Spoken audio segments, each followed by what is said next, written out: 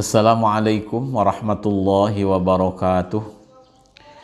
Bismillahirrahmanirrahim. Alhamdulillahi rabbil alamin.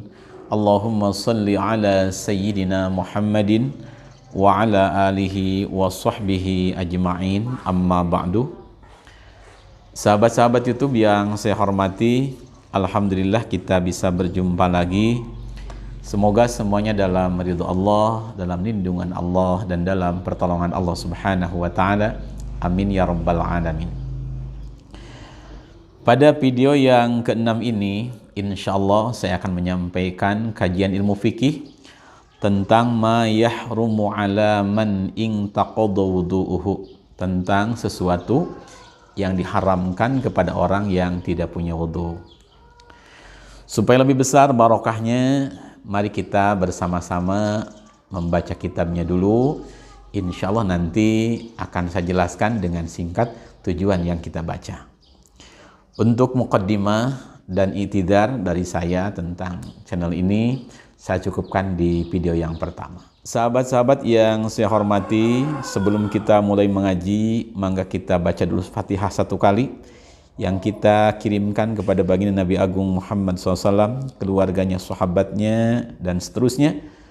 Tidak lupa untuk ibu bapak kita, muslimin muslimat, juga guru-guru kita dan pengarang kitab ini, Al-Habib Ahmad bin Umar Asy-Syatiri, dan putra beliau, Al-Habib Muhammad bin Ahmad bin Umar Asy-Syatiri. Wadanhum, semoga dengan dikirimkannya Fatihah ini menjadi bertambah ilmu kita semua dan bermanfaat dunia akhirat.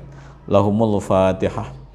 A'udzu billahi minasyaitonir rajim. Bismillahirrahmanirrahim. Alhamdulillahi rabbil alamin. Arrahmanir rahim. Maliki yaumiddin. Iyyaka na'budu wa iyyaka nasta'in. Ihdinas siratal mustaqim. Siratal ladzina an'amta 'alaihim ghairil maghdubi 'alaihim waladdallin. Rabbighfir lana amin. Bismillahirrahmanirrahim. Ma yahrumu. Fasal ini akan menjelaskan sesuatu yang diharamkan alaman ing atase jalmi, kepada orang ing taqadha kang narima batal naon wudu'uhu, wudu nasi jalmi. Artinya dalam fasal ini pengarang kitab akan menyampaikan hal-hal yang diharamkan kepada orang yang tidak punya wudu. Yahrumu haram alaman ing atase jalmi, kepada orang intaqadha kang nerima batal naon wudu'uhu, wudu nasi jalmi. Haram naon arba'atu asya'a, opat pirang-pirang perkara.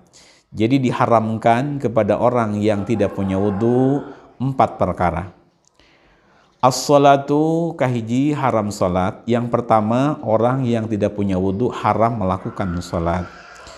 Wat tawafu, jeung nomor kedua haram ngalakonan tawaf.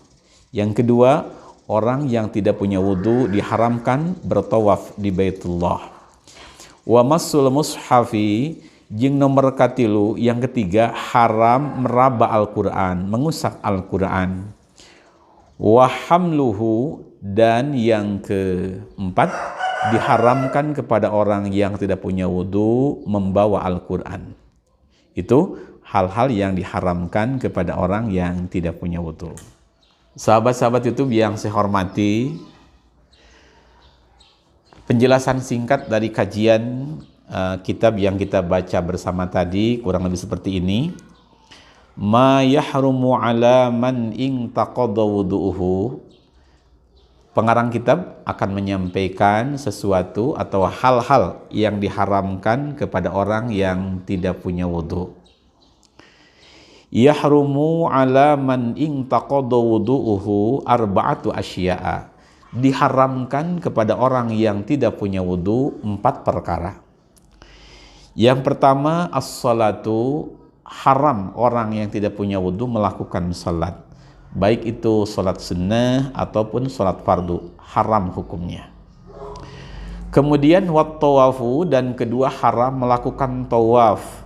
Tawaf itu satu ibadah yang dikerjakan di Masjidil Haram, kita mengelilingi Ka'bah sebanyak 7 putaran dengan ada aturan-aturan tertentu. Itu namanya tawaf.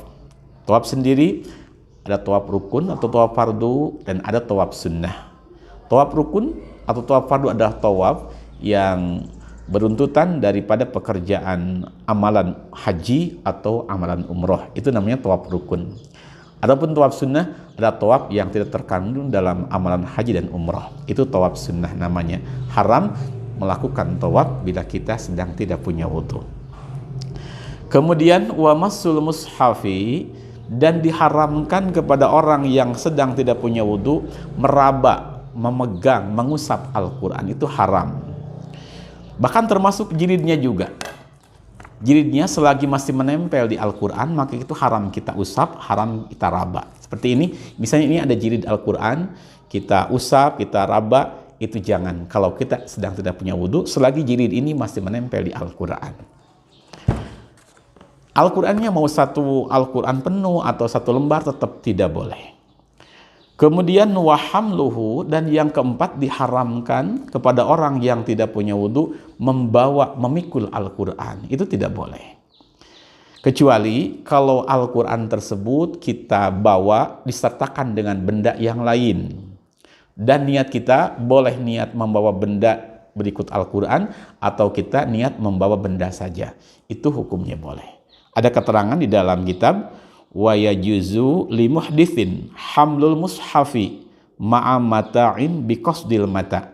Diperbolehkan kepada orang yang punya hadas kecil, artinya li muhditsin kepada orang yang punya hadas, baik hadas kecil ataupun hadas besar, hamlul mushafi ma'a mata'in, membawa mushaf, membawa Al-Quran disertakan dengan benda yang lain. Biqasdil mata'i, diniati membawa benda tersebut yang selain Al-Quran, au biqasdihima ma'an, atau diniati membawa Al-Quran dan membawa benda tersebut. Contoh, kita akan pergi berziarah, akan pergi bepergian lah ke satu daerah. Dalam tas yang kita bawa, kita ada baju, ada Al-Quran, mungkin ada sarung dan lain sebagainya. Nah, ketika kita punya hadas, kita tidak punya wudhu lah, singkatnya kita batal wudhu, maka boleh saja tas tadi kita bawa dengan niat membawa tas, atau kita niat membawa tas dan Al-Quran yang ada di dalamnya. Itu hukumnya boleh, mangga. Sahabat YouTube yang saya hormati, untuk kajian fikih di video ke-6 saya cukupkan sekian. Semoga bermanfaat dunia dan akhirat. Untuk penjelasan lebih jelas, lebih luas, mangga bisa dilihat di kitabnya yang bernama Syarah Al-Yaqutun Nafis. Mari kita tutup dengan doa kafaratul majlis. Bismillahirrahmanirrahim. Subhanaka bihamdik asyhadu an la ilaha illa anta astaghfiruka wa atubu ilaik. Insyaallah di video ke-7 nanti saya akan menyampaikan kajian tentang al-ghuslu, tentang adus, tentang cara mensucikan kita daripada hadas besar. Assalamualaikum warahmatullahi wabarakatuh.